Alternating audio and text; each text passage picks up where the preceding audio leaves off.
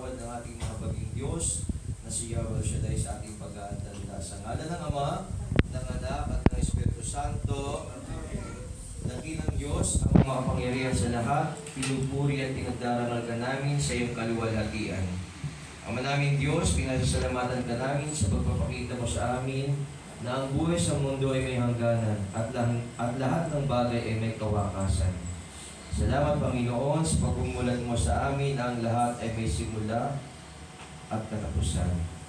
Maging ito man ay kaligayahan o kalungkutan, tagumpay man o kabiguan. Salamat Panginoon sa pagtuturo mo sa amin na alinman bagay na sumibol sa mundong ito ay dapat magkaroon ng kabuluhan. Hindi lamang sa pansariling kapakanan, kundi mag-alay ng sarili para sa kabutihan at kapakanan ng kapwa.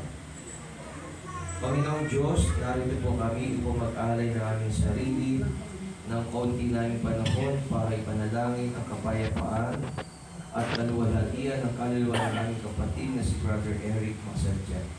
Ngayon hindi na niya magagawang manalangin para sa kanyang sarili.